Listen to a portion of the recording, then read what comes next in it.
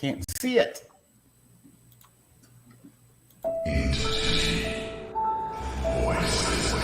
Paranormal Evidence. Tonight, see what truly exists inside the world of the paranormal. Inside. Join the discussion and review some of the best paranormal evidence captures from a wide variety of experienced and up-and-coming investigators. See and hear what they capture, where they captured it, and how they captured it. Right now on Entity Voices Paranormal Evidence.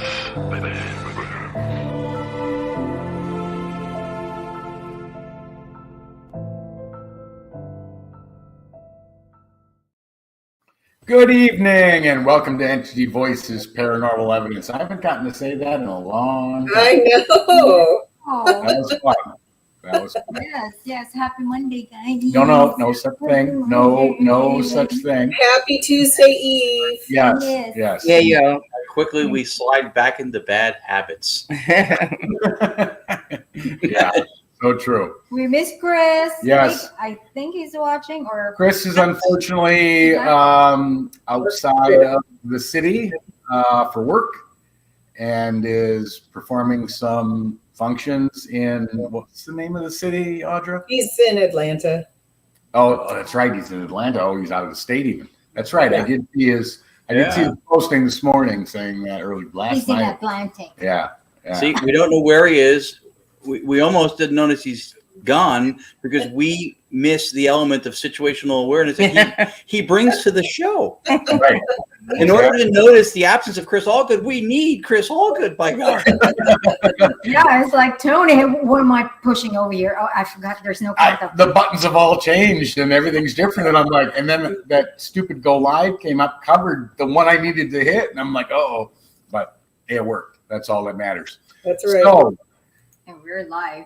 what has everyone been up to last weekend? Gosh, we just did some odds and ends around the house, and we celebrated our anniversary on Thursday, and then Happy anniversary. Happy anniversary. Thank you. Other than that, not a whole lot. Ron and Lourdes, did you guys take a break? Yeah, we went to the piano bar. We hung out with nice. actually. Yeah, Team Coco, 222 Paranormal. We kept them out past 222 a.m. too. Did we do anything else? Good. That was it for Saturday. And we didn't do Yeah, we went called Don't Tell Mama. They have one in Las Vegas. It's not as good because it's not by Broadway. LA had one, but it didn't last. I've been going there since 2014. It was a source of relief and happiness for me when I was going through not a great time before. And we became friends. I became friends and introduced her with a lot of the singing waitstaff and bartenders there who are amazing people and performers. And those are the cuckoos. They came and they joined us. Yeah. And so we went Saturday because we used to go more often, but since this whole paranormal thing has been busy, we haven't gone as much. And it was just awesome. Everybody goes, do other stuff. Don't just do paranormal. And I was like, you know what? Saturday, piano bar, we're going. And they know what we do, actually. They do know. Oh, yeah, they know. They know watch here and there with some of the stuff that we do. So it's pretty cool. So yeah, it was really fun to do something like that. Good. Musical immersion experience to go there. It was really cool. That would be fun. That's What do awesome. You guys do. Saturday, I wasn't feeling well, so I slept probably till noon. And Yeah. then went back at 3:00 p.m., sleep again. Yeah. And then Sunday, she said, I want to sleep. Don't wake me up. So I got up about 6:30, did all my errands, packed my lunch, got done about 1. And she gets up. Well, she got up maybe 11:30, something like that. Yeah. She says, I got to shave Loki. You going to help me? Oh, no. So then finally at like 4 or something, we was got Sunday. done because Yesterday. this dog was like a llama. It was bad. We had actually bought, it was so thick we knew regular clippers wouldn't do it. We actually bought a sheep shears to cut it. But the thing was like, where's my hands? The thing was like this big and weighed like 25 pounds. I'm like, we can't use that. It's bigger than the dog. Yeah. Loki's much bigger than Jax is. Yeah. but we ended up doing it with just regular razors, pet razors. But it took forever. And right now he looks a little choppy, but we'll do it again and get him straightened out. But and then we did some other. There's Mr. Allgood, Christoph Allgood. We miss you. We miss you, Chris. But we did some errands, some cleaning around the house, and but it was productive from that aspect. But you're right; it's been a very busy season. The rest of October for us is booked, and all sorts of things going on. So good stuff. Good. Yeah. All right. So tonight we have a very special guest, and I'm going to give you just very brief 40,000-foot background on Adam Shefts. And because I'm going to let him explain it when we bring him in. But he started out as a paranormal investigator, like all of us. And then somewhere along the line switched over. He's also an author. Nice. But then switched over and rebranded himself as the Victorian Historian. So let's welcome Adam to the show. How you doing, Adam? Hey, Adam. Hi, everyone. Hi, Adam. Thank you for having me on tonight. I'm going to speak loud because my microphone isn't too loud, but I'm going to try to project, and hopefully everyone can hear me. It's working. Yep. Project, scream at us if you have to. It's all right. All right. So for our audience, or for anyone even on the panel who's not familiar with you, why don't you give our audience history, how you got into the paranormal, how you started out, where it led to, and how it led you up to where you are today. Yeah, absolutely. So I didn't have any interesting experience growing up with ghosts or spirits. There was nothing ever for me to be afraid of because I didn't have any experience with it. But as I got older, in my 20s, I want to say, I became curious as to what there is to be afraid of. Okay, so a little bit of an embarrassing background, I guess. You know how kids are afraid of ghosts or monsters under their bed? I wasn't. I was afraid of an alligator under my bed. I don't know why. But that got me thinking, about ghosts under a child's bed and what is there to be afraid of. And that got me to starting to do a little bit of research into spirits. And then that ended up getting me interested in possibly investigating. Now, this was about the time that Ghost Hunters came on TV and the paranormal field was really blowing up. And I happened to be living in Connecticut at this time, and I joined a Connecticut paranormal team. And it was a lot of fun. I really enjoyed the investigations. I enjoyed the camaraderie that that my teammates and I had. It was fascinating capturing the first EVP. You don't hear it at the time it occurs, but then you go home, you replay the material, and you find this evidence, and it's like, wait a minute, I was alone in that room. I know I was. That wasn't me. But so that got me interested in wanting to investigate further. And of course, with my interest in history, I wanted to investigate all these historic locations. The team that I was a part of first that I joined was for 2 years. They did mostly private residence cases. And they also did some exorcisms as well. I didn't partake in that part of it, but I did the investigation part of it. That team ended up folding 2 years after I joined.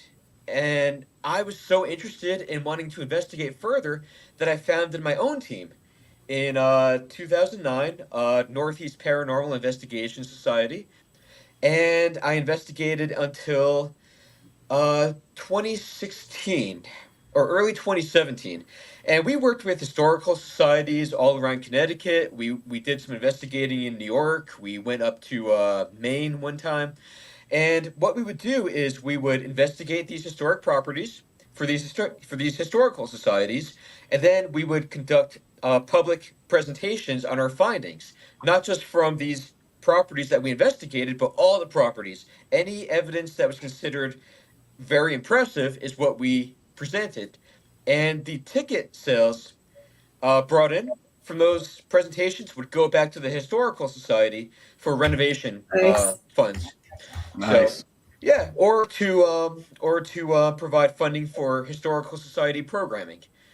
So it always went back to the Historical Societies.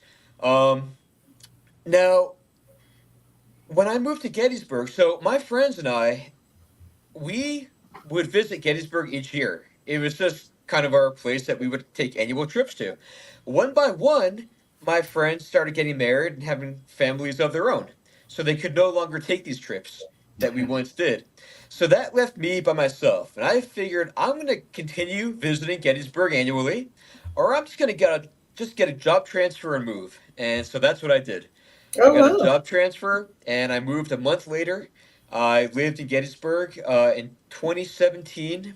I bought a house in Abbottstown in 2020, but it's only 20 minutes from Gettysburg, so I'm still in Gettysburg all the time. But when I moved, I didn't know like, I'm still interested in investigating, I'm still interested in the paranormal field, but there's so many different teams. It's like, who do I join? Who is, do I start my own team again? There's so many teams already.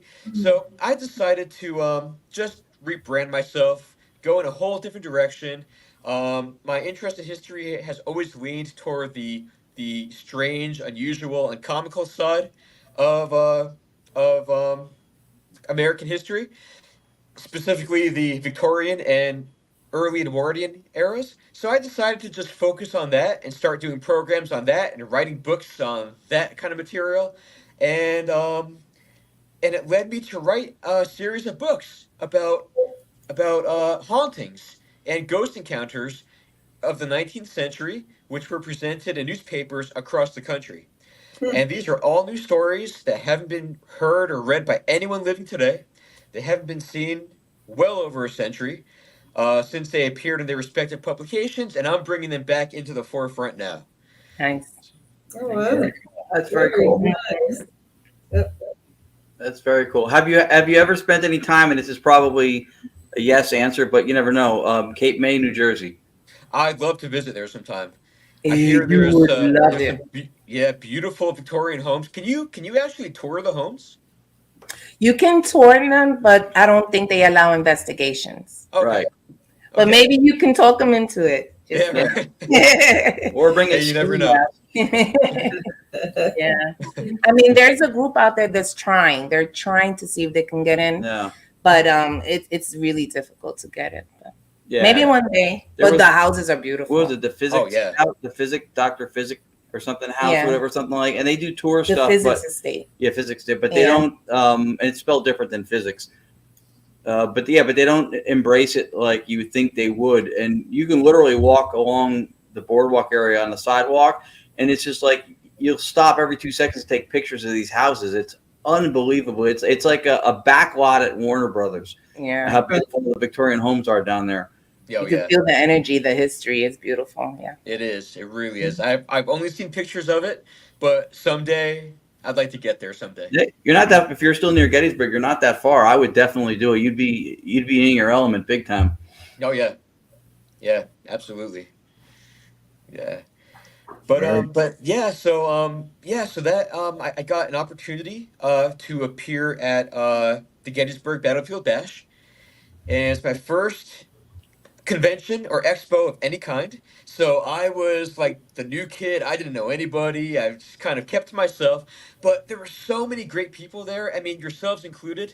Thank you for coming by my table, introducing yourself. I mean, it just made me feel at ease and really kind of brought me out of my shell. So thank you very much for that.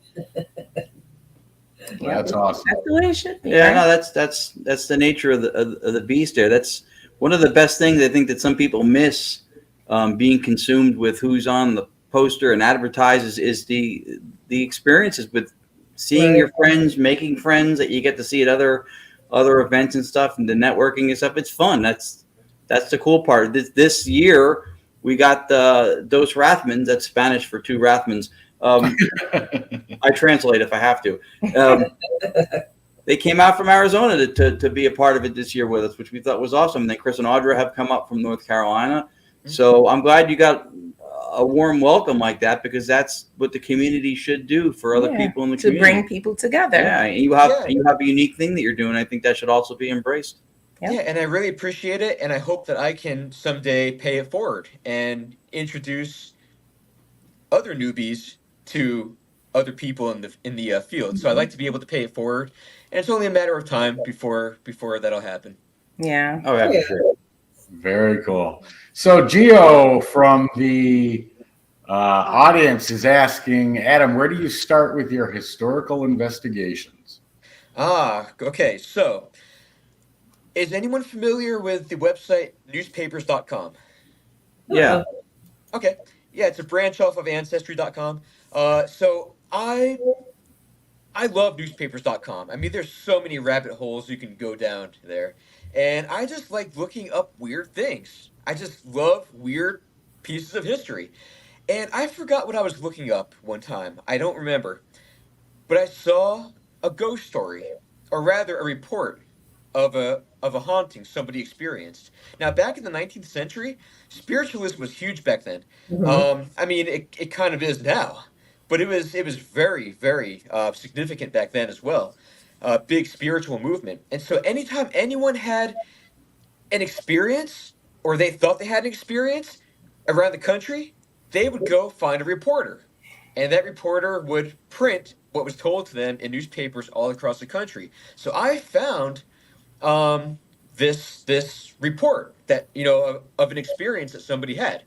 And I was reading it. I'm like, this is really interesting. I wonder how many other stories there are like this.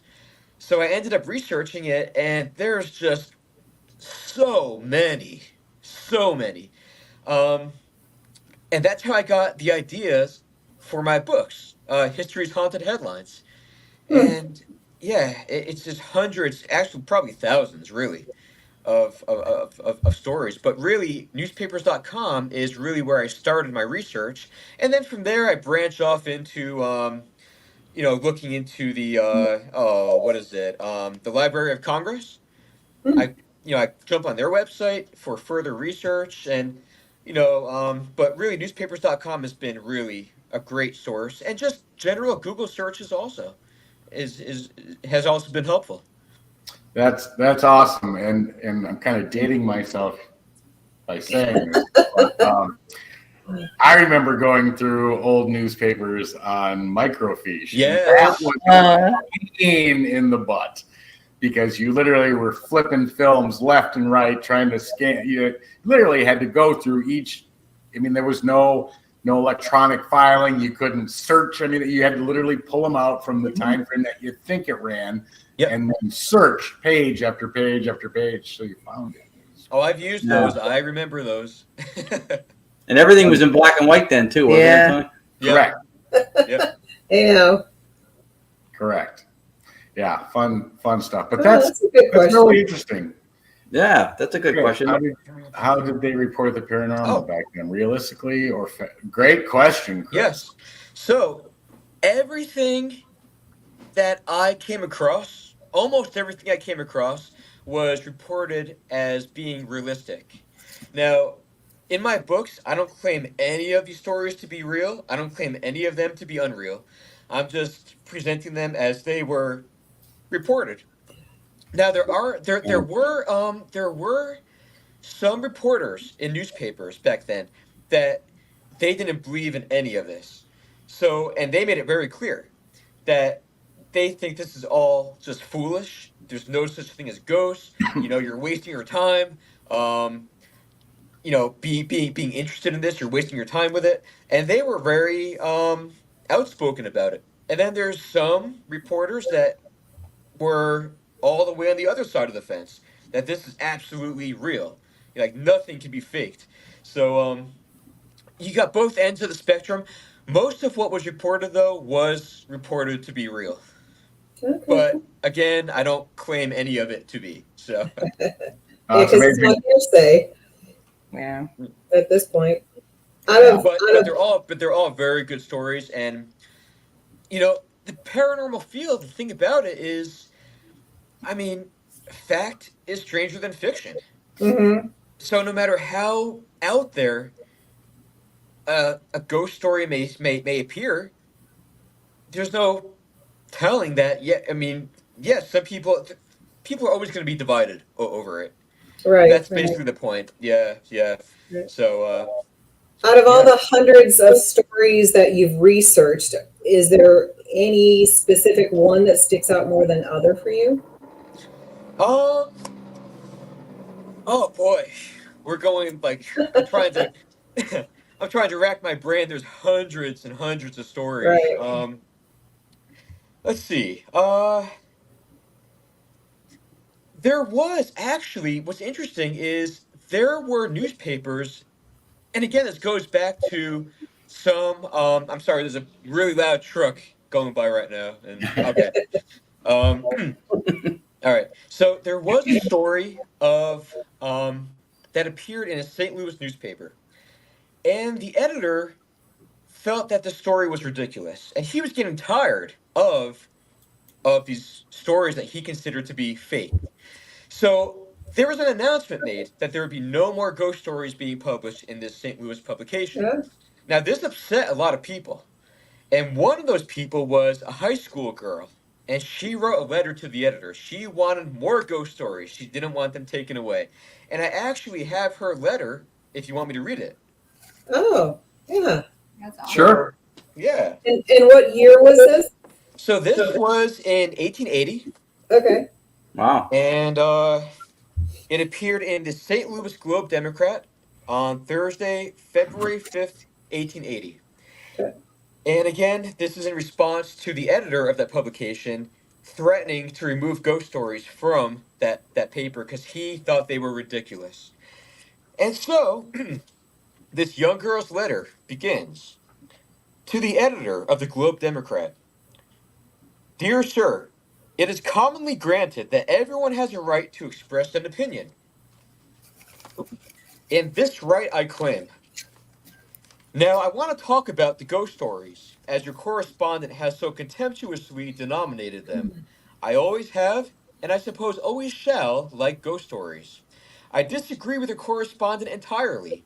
In these days of light and knowledge, we poor schoolgirls are so crammed with facts from Monday morning until Friday night that to get hold of something that isn't a fact is positively refreshing. In our opinion, the best part of Hamlet is the ghost. But perhaps your correspondent never read Hamlet, as he has such a horror of ghost stories. Sorry, just gotta take a quick drink. I'm speaking loud, so my voice is, Wow. At any rate, it seems to me that it isn't fair for one individual who doesn't like ghost stories, maybe they keep him awake nights, to want to deprive us poor schoolgirls of so much enjoyment. They don't keep us awake, no indeed, and we enjoy them. So, Mr. Editor, please put all the ghost stories you can find into your paper. And it's signed a high school girl. Now, I don't know, I mean, her story may have had an impact on the editor, maybe not, I don't know, but ghost stories were not removed from the newspaper after that letter. Oh, nice. So she could have had a hand in keeping them going. Oh, that's really cool. Yeah. Have you found through the research anything culturally cyclical, like in as much as like where it was taboo to talk about, you were crazy to talk about it, but then it became more widely accepted and popular, and then it went back again to being taboo, and like because we had that happen, right? Media and television kind of opened the doors a little bit. You could now, especially today, talk about it more openly, but there was a point when we were younger. Remember when we were younger? Yeah. Then. Where you couldn't talk about it because you were crazy if you believed in this stuff. But has it been cyclical, or do you see more of a progression from the early spiritualist movement to now? It's always been a little taboo, I suppose, to some. Yeah, it's almost like it's coming around again. You know, I mean, not in the point of it being taboo, but in the point of it being more socially acceptable Mm-hmm. to be talking about the paranormal. It started off really strong in the 19th century, and then it took like a little bit of a. I feel like in the mid 20th century, it kind of took a dip. There wasn't as much interest, and then it kind of built up again toward the later 20th century. But that's just my observation. I could be wrong about that. Maybe others have different observations. But yeah. I would say it's probably more acceptable today than it ever was. Yeah. Very cool. Can you go back to the original question you let up from Chris? Chris's. Yeah, this was a great question, and I'm going to no, not that one. Now, this is great perspective from Chris, because I'm also curious to hear what the answer is. But when you're reading through these 1900 old Victorian ghost stories, do they talk about things like shadow figures, or what's the difference in the terminology, or what they're seeing, or is there any consistency with what's being reported today, or witnessed, or seen, or experienced? That's a great question, Chris. Yeah. So actually, the term ghost hunter was around in the 19th century. People did use the term ghost hunter. They used the term shadow person. They used the term apparition. So all these terms are still used today. They're still around today. And there was trying to think. Yeah, there's lots of parallels really from then and now. If that was the question, I'm sorry if I misunderstood it, but. Yeah, and I think that was a great answer. I think he's going for, like, at one point or in certain parts of the world, they would refer to the bottom part of the house as a cellar, other places as a basement. But referentially, you're talking about the same phenomenon or the same experience, but has the vernacular changed, and are they describing some of the same types of encounters? And your answer clearly includes a lot of yes in that. Yeah. Like, they didn't use orbs. They didn't use the word orbs. It was if they did, it would be like a ball of light. That's how they would describe it. A ball of light. But for the most part, yeah, it's terminology has remained the same. I'm trying to think. There's so you did ask for a story, and I do actually have one for you. Okay. This is an interesting one. This is from 1874. That's so cool. Yeah, and this is from the Davenport Gazette in Davenport, Iowa. It appeared in the Saturday, January 3rd, 1874 publication.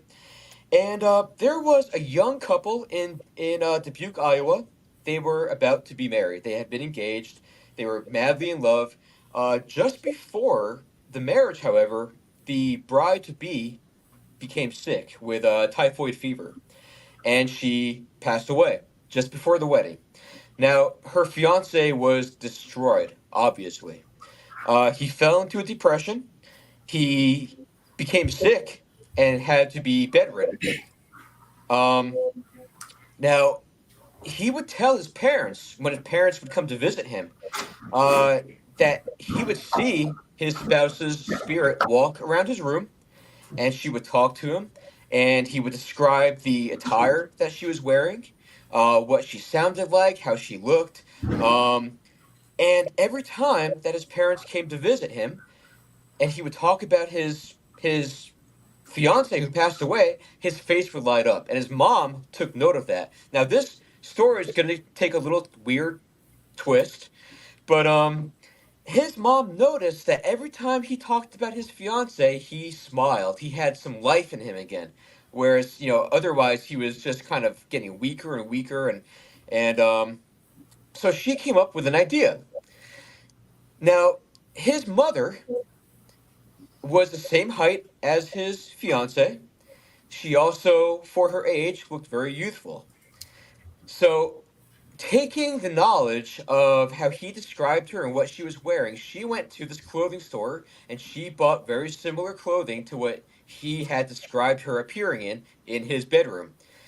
So one day when he was sleeping in his room, his mom snuck in, dressed all in the attire that his fiance was reportedly also attired in when she appeared to him. Um, his mom took a seat in a corner of the room, and his fiance usually took a seat in a corner of the room as well. His, her spirit. So anyway, he wakes up from his nap, and he looks in the corner of the room, and his eyes get wide. He sees the spirit of his fiance, who's actually his mother. She wanted to see him smile, and this made him smile. Of course, he actually he looked shocked to see the spirit as he always did, but he smiled, seeing that it was her. Then he looked to the opposite corner of the room, and now there was a look of fear on his face. And he propped himself up on his elbow in his bed, and he said out loud, "My God, there are two of them." And he fell back into his bed and died. No. So he saw his mom and the spirit of his fiance simultaneously, and that is what did him in. Wow. Wow. That's insane. Poor. Yeah. Wow. That was a doppelganger. I know. Yeah, just like it. Yeah. Just like That it. mom probably feels so guilty after Yeah, I know, right? Yeah. Killed her own son. Wow. she gave him a heart attack. Oh my God. Oh, it was sweet though what she tried to do. Oh, yeah, of course. Yeah. But It is interesting though, right? Because he didn't know that was his mom, and he didn't. Yeah. He That's didn't, not at incredible. all. But yeah, but the paranormal, really, I mean, it's a fascinating field. It's been fascinating for well over a century, and it all dates back to the 1840s. Have you heard of the Fox sisters? Absolutely. Oh, Yeah. yeah. We've been Yes. to their headquarters, so to speak. Oh, you have? In Yeah. Rochester, New York, right? No. Yeah, well, up by Palmyra. Palmyra. Well, I guess it's Okay. kind of near, right? Yeah, it's not far from there, where the original foundation was, Yeah, right? it's Palmyra. It's It's Palmyra. by Palmyra, New York, Yeah. isn't it? Oh, I'm not familiar with that area, but the Fox sisters, they grew up. They were three sisters, Maggie, Kate, and Leah. I actually have pictures of them. So I here are wrote- Maggie, Kate, and Leah. If you can see them. Yep, that's the picture. That's the famous picture. Yeah, that's the famous picture. Yeah. And I wrote about them a little bit in one of the books that I have, and I just talked about some history of spirituality in one of my books. And interestingly, from our audience, Anthony Simonelli, who lives in Queens, New York, they're buried, if I'm not mistaken, in the cemetery in Queens, New York, right by where he lives. Yeah. Okay. Yeah. I don't think their house exists anymore. I think there's a marker where the house existed. It's a foundation. The foundation, yeah. Yeah. It's a Oh, okay. foundation. Yeah. Okay. Well, the Fox sisters started the modern spiritual movement in 1848, and it started with them just like the three of them shared a room. It was a small house, and they would just make weird noises. They would make knocking sounds on the floor, to the point that their mother would come up and ask, "What's going on?" And the sisters were like, "It's not us. It's not us. We're not doing it." So they kind of play little tricks, making their mother think that there's some spirit in the house. Um, then they realized, hey, we can, we might have some ability here. If we put our mind to it, we may be able to actually communicate with spirits. They became very interested in spiritualism, to the point that they developed a way of communicating with the other side. And the way they did this was two ways. So one way was table tipping, which I'm sure you've heard of. Um, and the other way was, and basically to explain it to those who may not be familiar with table tipping, it's basically you sit around a table, you place your hands on the table, and you ask for the spirits present to tip the table one way or another, if an answer is yes. You ask yes or no questions. The other way was they would take a sheet of paper, and they would write the alphabet on it, and then they would take either a pencil or their finger, and they would slowly run their pencil or finger along the alphabet. Now, let's say they're doing a communication session with a spirit, and let's say the spirit's name is Dave. So they are asking, is there anyone present with us tonight? And maybe they'll get a knocking sound for yes. Now they're going to ask, okay, using this alphabet, uh, tell us your name. And so they'll take their finger or their pencil and go very slowly over the A. Nothing happens. Over the B. Nothing happens. Over the C. Now they go over the D, and there is a knock over the D. Okay, now back to the beginning of the alphabet. A, there's a knock. So now we have D, A. Then they go, all the way to the end of the alphabet. Now V. So eventually it's going to spell out the name Dave. And now they know that the spirit's name is Dave. And they can communicate this way. They can use numbers also to find out an age. And they gave public presentations doing this, and like at big theaters in New York, and even big cities across the country, even across the country, in other countries.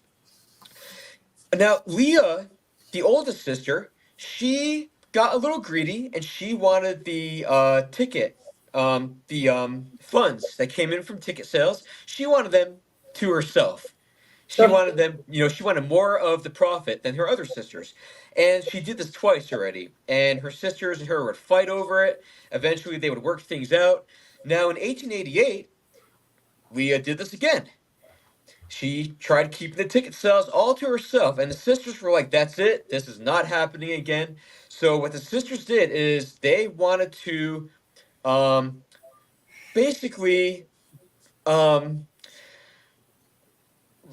Leah's career as a psychic, or a medium rather. And by doing that, they went on stage and they said that they collectively are not actual mediums, but they've been communicating with spirits by trickery, by cracking their toe knuckles, by cracking their toes. Now, by throwing Leah under the bus this way, they also ruined their own career. Mm-hmm. They threw themselves under the bus. Right. But they just wanted to get back at Leah any way possible by ruining her career. But again, they shot themselves in the foot, ruined their own careers. Their reputation was ruined, but they already got the ball rolling for the spiritual movement to pick up. And so much so that by the 1870s, spiritualism was an unofficial religion. You could actually say to someone that you are a spiritualist, and that was your religion. So the Fox sisters really are credited with this modern spiritualism that we all are so involved in today. Yeah, it was, if I'm not mistaken, what they did was called telegraphy, correct? Yes. With the communication like that. And it was funny when I asked before about the cyclical things as far as culturally, in today's times, if you're familiar with Jason Hawes from Ghost Hunters, his daughter Satori and her fiance Cody and Satori do a version of what is telegraphy. Mm-hmm. So it's interesting because I'd really not seen anybody predominantly make that their method of communication, right? Their modality of communication for years. But flash forward, and here they are, these young couple, and they're doing a version of telegraphy similar to how that was too. So that was, to me, fascinating because I had not seen it resurface until they started doing it. Mm-hmm. Yeah, they're keeping, they're really keeping the history of spiritualism alive. They're bringing it back to the forefront. Different methods of communication. It is interesting. That's really cool. Yeah, that's really cool. So I'm curious, I don't know if you know this or not, but and I know all of their careers went out the window, but if they blamed the one sister and accused her of cracking her toes, did they ever perform after that without her? Oh, that I don't know. They became more of a novelty after that. I mean, they were always sort of a novelty, but they were really the ones who got the spiritualist movement rolling. Yeah.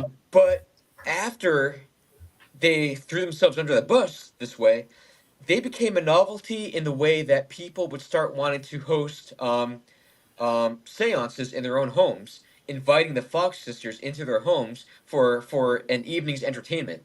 And they would go to some of the wealthiest people and hold these public seances, and these people would charge admission into their own homes.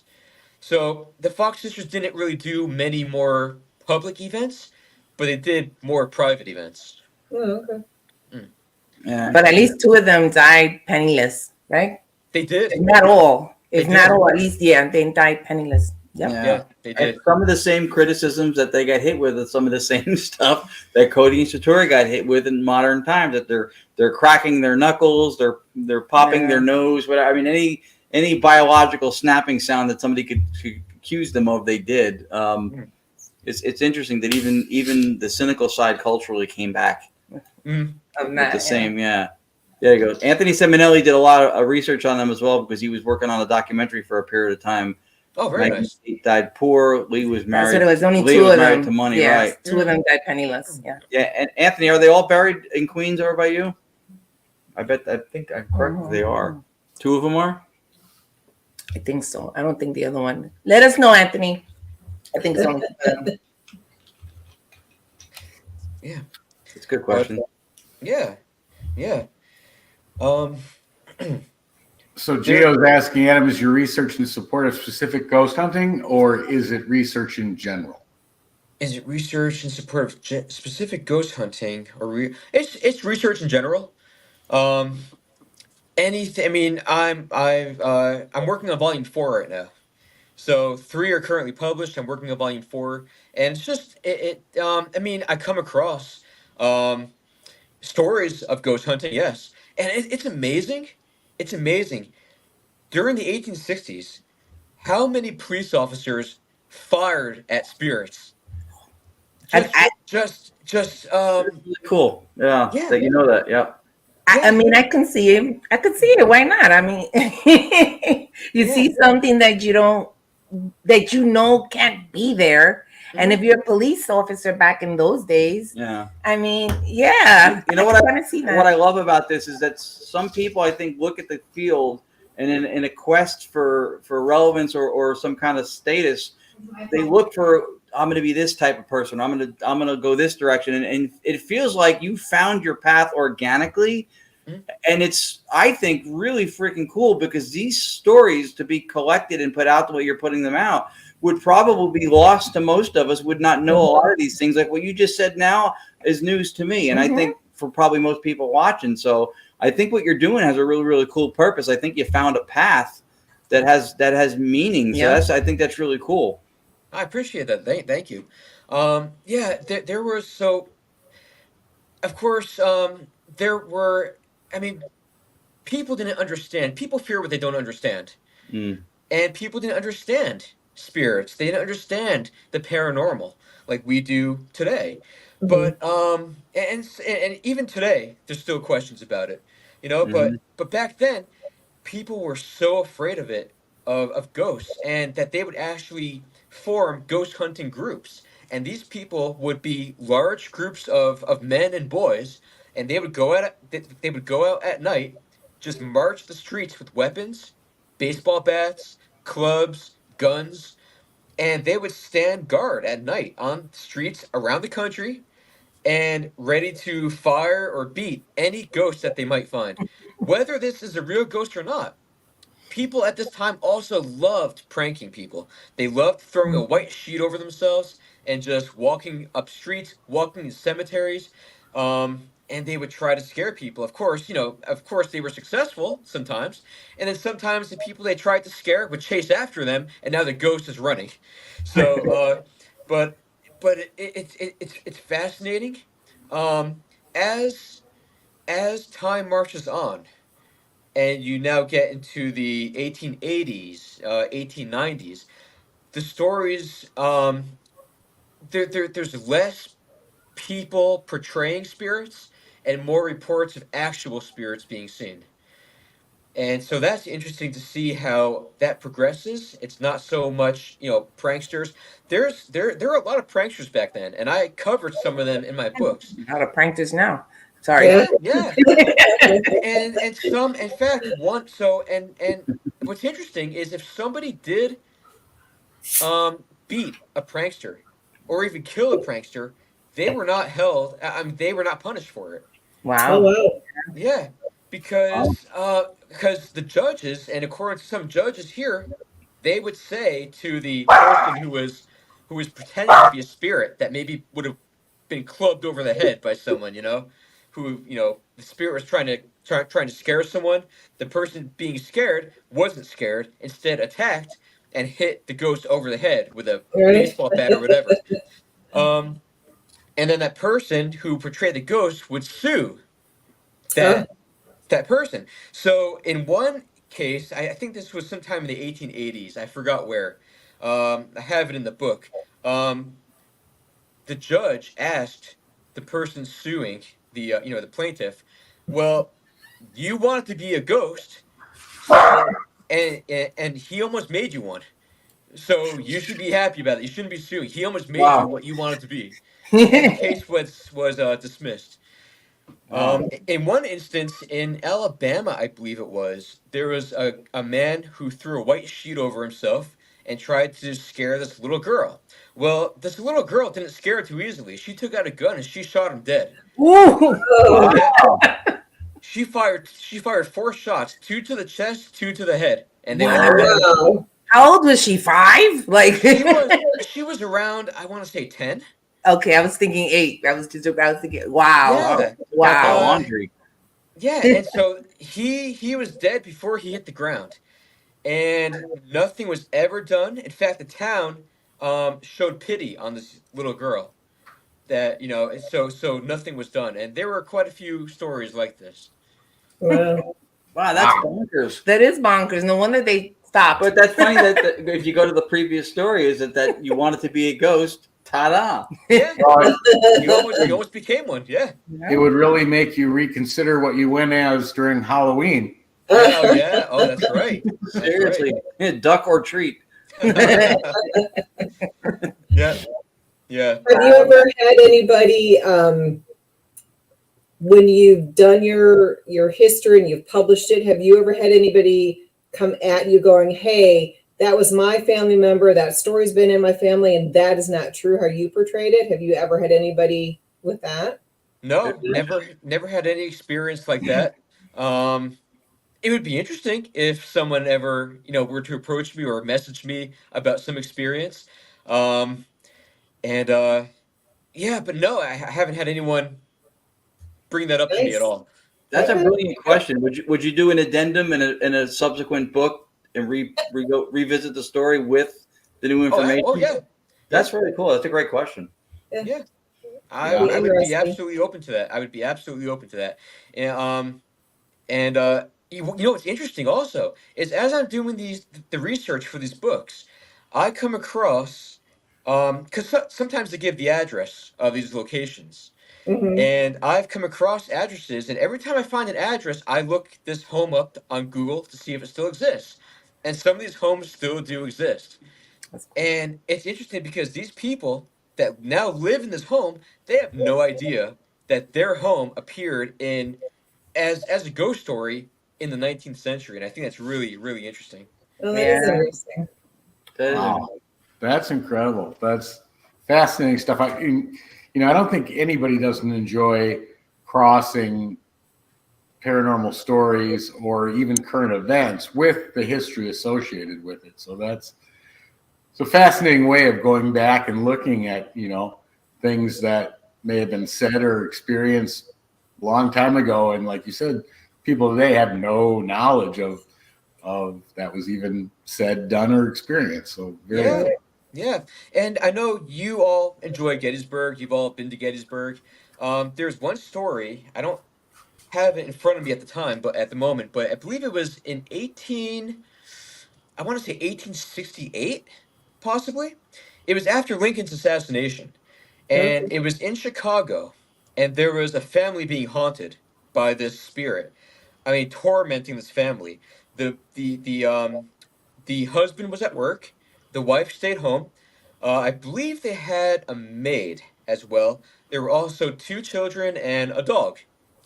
And every day after the husband left, chaos would ensue. in this house.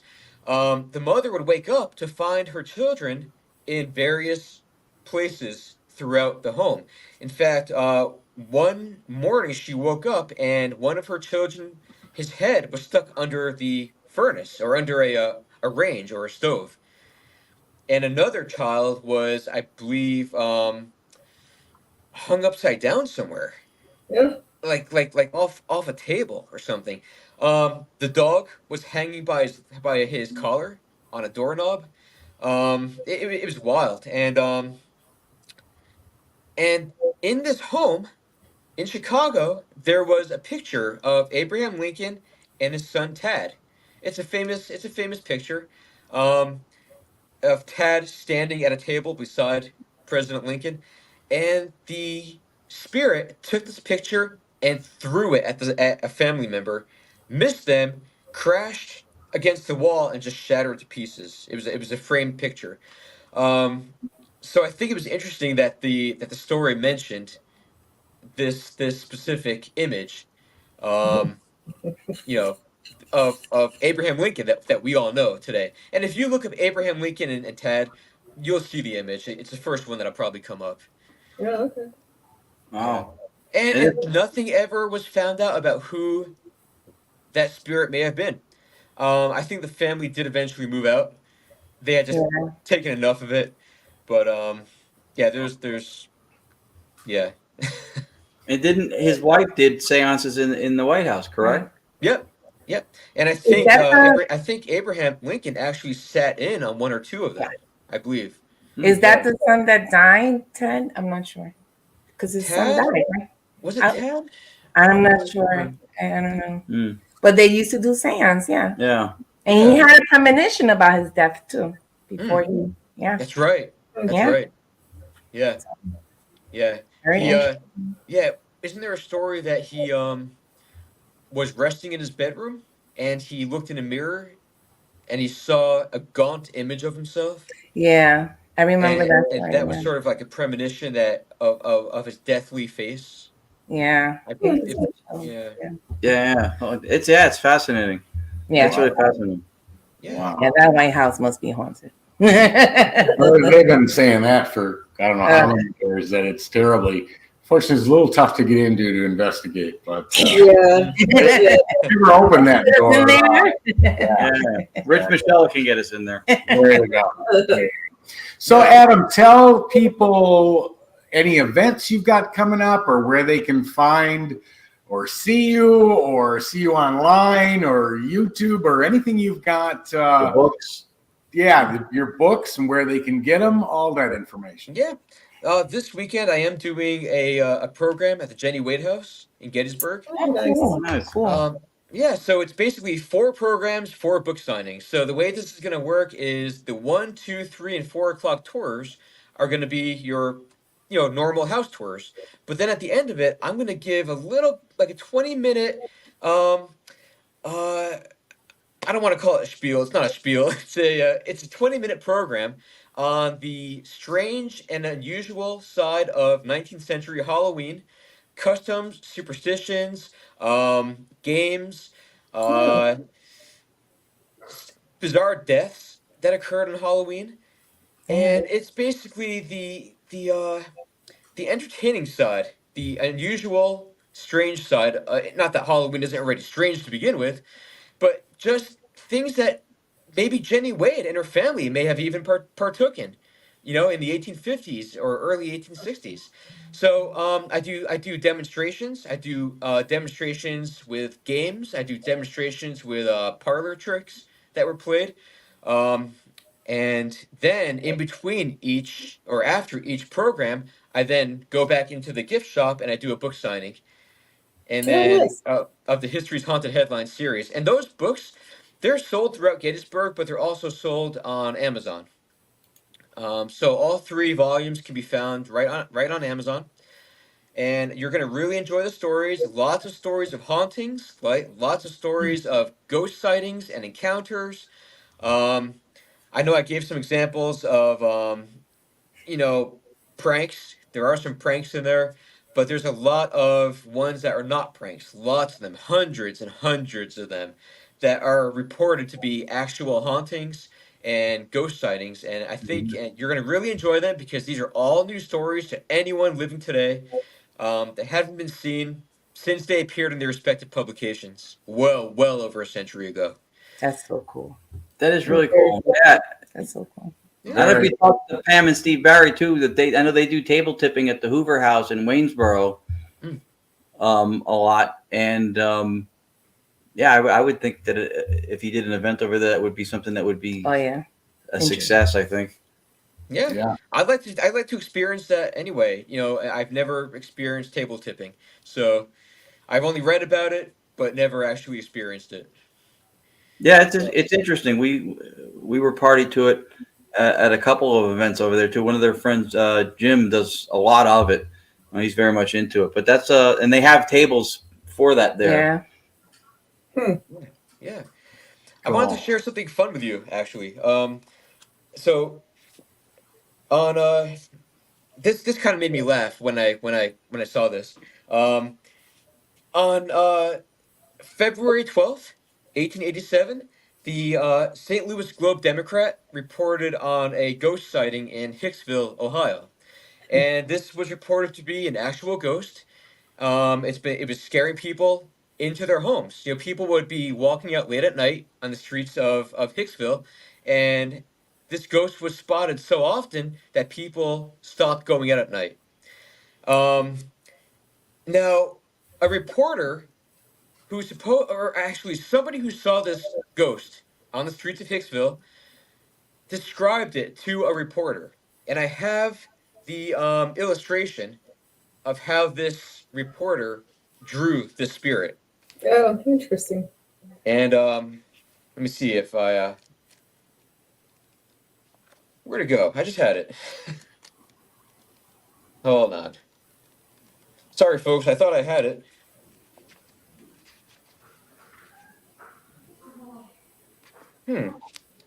I'll keep looking for it as I talk. But I thought I bookmarked it. Could have sworn I did, but I guess not. That's cool. Well, in the interim, I would say I would encourage the people watching to support and go out and get the books and tell people, because I think what you're doing is original, and I think that it culturally has a value that would probably be lost if somebody didn't take up the mantle to do it. So I think it's awesome that you're doing it, and I would encourage people to support and buy the books and come out and see you speak if you're doing an event. I think that's really cool to preserve that and to do it the way you're doing it. Oh, thank you. I found the illustration. So here is what, from a description of the ghost, here's what a reporter who is also an illustrator got in his mind what this ghost must have looked like. Oh, wow. That's what was under your bed. It's such a typical looking ghost. It's so typical. Like I have one of those on my front porch. Yeah, the ones that hang from your porch on Halloween. Yeah. All right, Adam. Oh, sorry. Go ahead. I'm sorry. I was going to say it's not just ghost stories. Well, it is all ghost stories, but also if there's a haunting that's related to a murder, I go into a little bit about the history of the murder as well. And so it's a lot of history. Like for instance, here is some murderers here, and the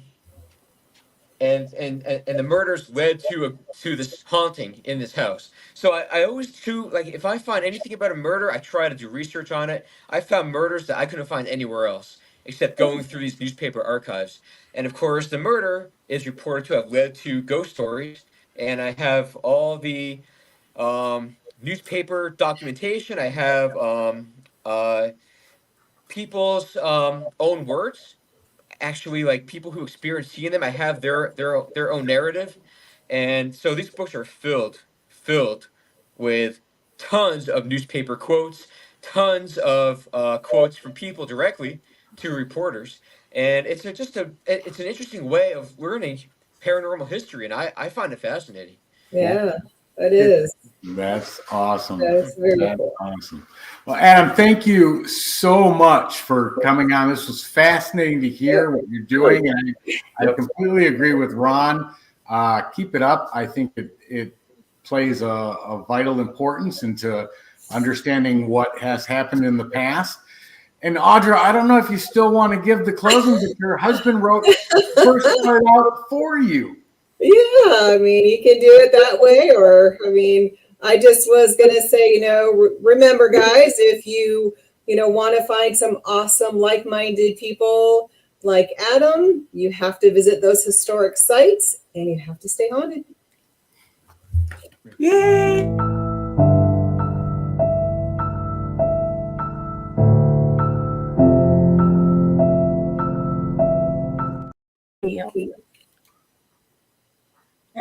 Are we-